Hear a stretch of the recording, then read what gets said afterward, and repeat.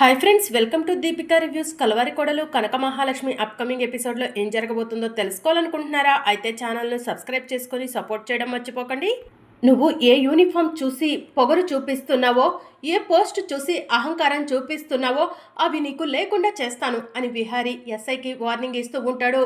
నువ్వు నన్ను ఏమీ పీకలేవు, ఇక్కడి నుంచి పో అని చెప్పి ఎస్ఐ విహారీని అంటూ ఉంటుంది.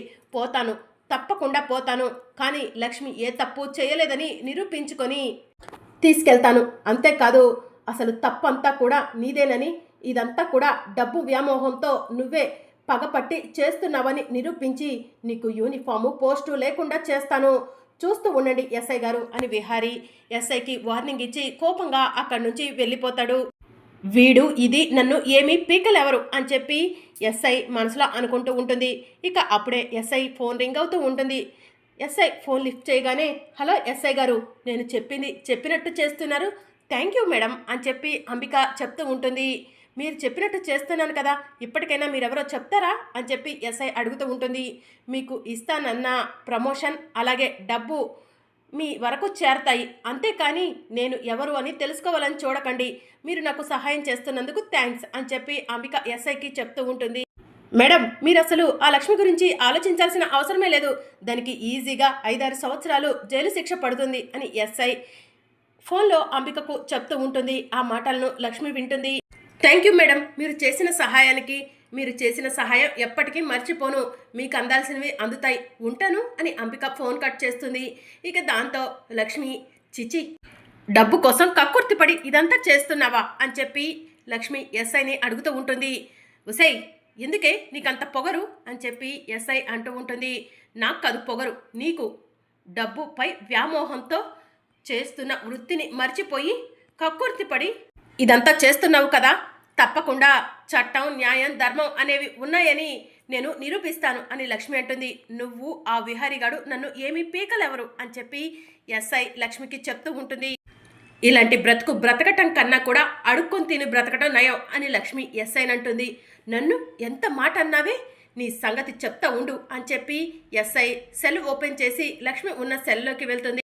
నీకెంత ధైర్యమే, ఎస్ఐ నన్ను కూడా చూడకుండా నన్ను అంత మాట అన్నావు కదా, నిన్ను బ్రతకనివ్వను, ఈ సెల్లోనే నిన్ను చంపేస్తాను అని చెప్పి ఎస్ఐ లక్ష్మి గొంతు పట్టుకొని లక్ష్మి గొంతుని నులుముతూ ఉంటుంది.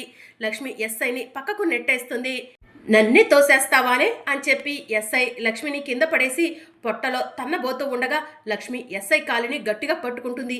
వదలవే, నా కాలు వదలవే అని ఎస్ఐ అంటూ ఉంటుంది. ఇక లక్ష్మి చాలా కోపంగా పైకి లేచి పక్కన ఉన్న కానిస్టేబుల్ని, అక్క, నేను చెయ్యకపోయినా కూడా కానిస్టేబుల్ అందరినీ కొట్టానని నా పైన కేసు పెట్టి ఎఫ్ఐఆర్ ఫామ్ రెడీ చేశారు కదా, నేను ఇప్పుడు ఈ ఎస్ఐని కొడితే మళ్ళీ నా పైన ఇంకేదైనా కేసు పెట్టొచ్చా అక్క అని చెప్పి లక్ష్మి కానిస్టేబుల్ని అడుగుతూ ఉంటుంది. అలాంటిదేం లేదమ్మా, ఎన్నిసార్లు కొట్టినా కూడా కేసు ఒక్కసారే పెట్టవుతుంది అని చెప్పి కానిస్టేబుల్ చెప్తూ ఉంటుంది. నేను ఏ తప్పు చేయకపోయినా కూడా తప్పు చేశానని తీసుకొచ్చి పోలీస్ స్టేషన్లో పెట్టారు, తప్పు చేయలేదని చెప్తున్నా కూడా వినిపించుకోవట్లేదు.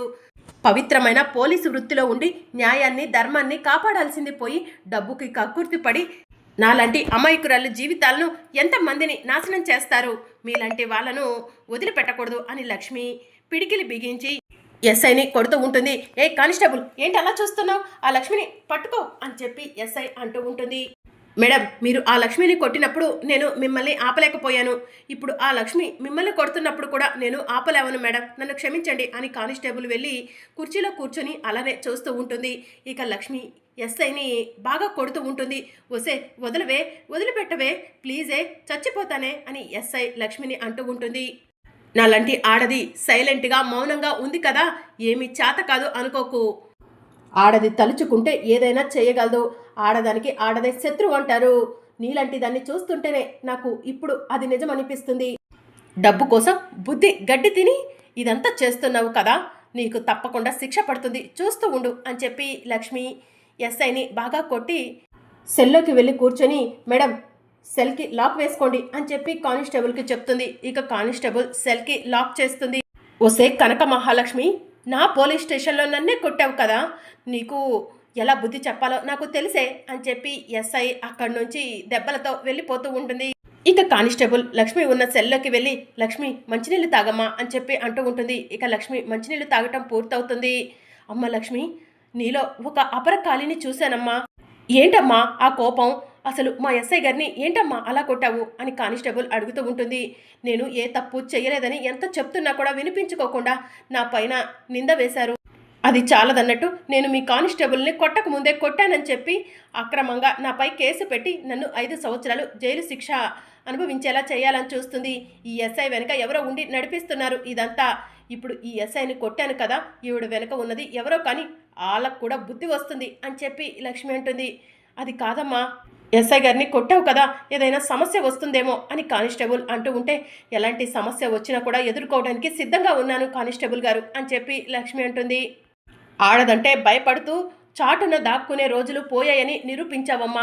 నిజంగా నిన్ను అప్రిషియేట్ చేయాలనిపిస్తుంది. కానీ మా ఎస్ఐ అసలే శీలు రాక్షసి.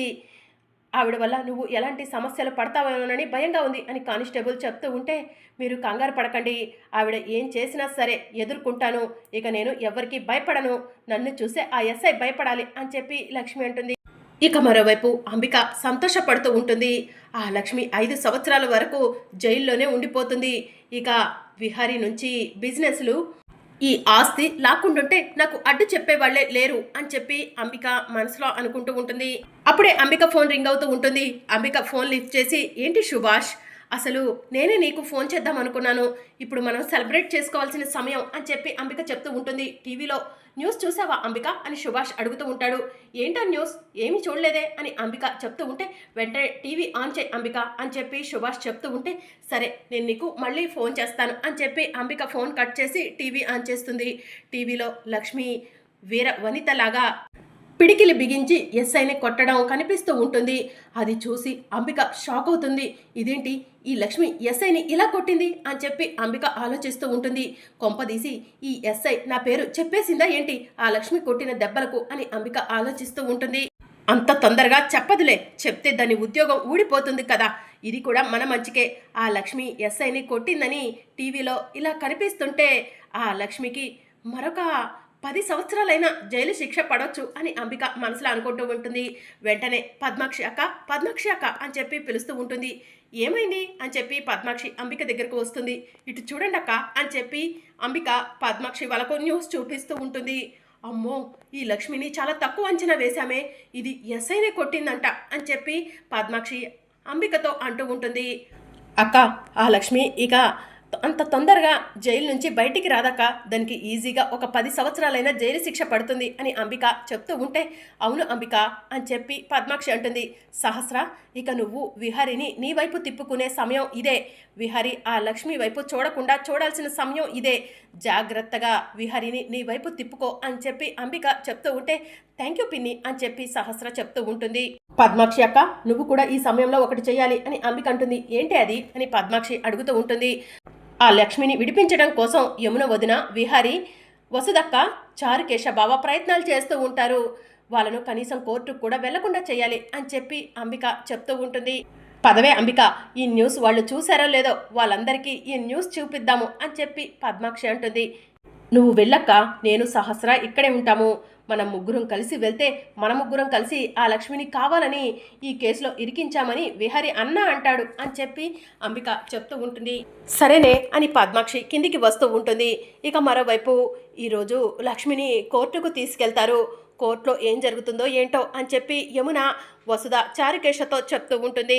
మీరు టెన్షన్ పడకండి వదిన, అసలే మీ ఆరోగ్యం అంతంత మాత్రంగా ఉంటుంది.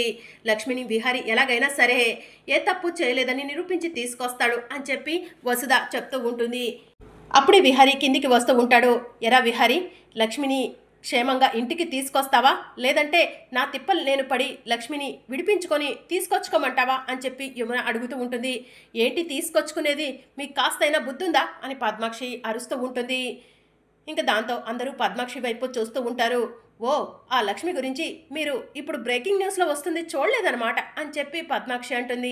ఏం బ్రేకింగ్ న్యూస్లో వస్తుంది అని చెప్పి యమున అడుగుతూ ఉంటే పద్మాక్షి టీవీ ఆన్ చేస్తుంది. అప్పుడు లక్ష్మి ఎస్ఐని చిత్త కొట్టడం కనిపిస్తూ ఉంటుంది. అది చూసి యమున, వసుధ, చారుకేశ, విహారీ షాక్లో ఉంటారు. ఇప్పటికైనా అర్థమైందా ఆ లక్ష్మి గురించి? ఆ లక్ష్మి పైకి అమాయకురాల్లా మాత్రమే ఉంటుంది, కానీ ఆ ఎస్ఐని ఎలా కొట్టిందో చూడండి. ఎస్ఐ కొట్టడం అంటే మామూలా? ఆ ఎస్ఐని చితకబాదింది. అలాంటి లక్ష్మిని మీరు కోర్టుకు వెళ్ళి విడిపించి తీసుకొస్తారా? మీ తరం కాదు. లక్ష్మిని విడిపించి తీసుకురావటం అంటే అంత ఈజీ కాదు. నోరు మూసుకొని ఇంట్లో ఉండండి. కోర్టుకు వెళ్తే మన పరువే పోతుంది అని పద్మాక్షి అంటుంది. ఎవరు అవునన్నా కాదన్నా లక్ష్మిని విడిపించి తీసుకొస్తాను అని చెప్పి విహారి అంటాడు. పిచ్చి పట్టిందా ఏంట్రా నీకు? ఆ లక్ష్మిని విడిపించడం కుదరదని చెప్తున్నాను కదా అని చెప్పి పద్మాక్షి అంటుంది.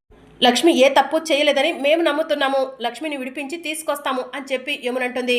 రే విహారి పదరా వెళ్దాం అని చెప్పి యమునంటుంది. ఎంత చెప్తున్నా కూడా ఈ అమ్మ కొడుకులు వినిపించుకోరు. ఆఫ్టర్ ఆల్ పని మనిషి ఆ లక్ష్మి కోసం ఇంతలా తప్పించిపోతున్నారు అని చెప్పి పద్మాక్షి మనసులో అనుకుంటూ ఉంటుంది. వీళ్ళు వెళ్తే మాత్రం ఆ లక్ష్మిని జడ్జి గారు వదిలేస్తారా ఏంటి? అంత సీన్ లేదు.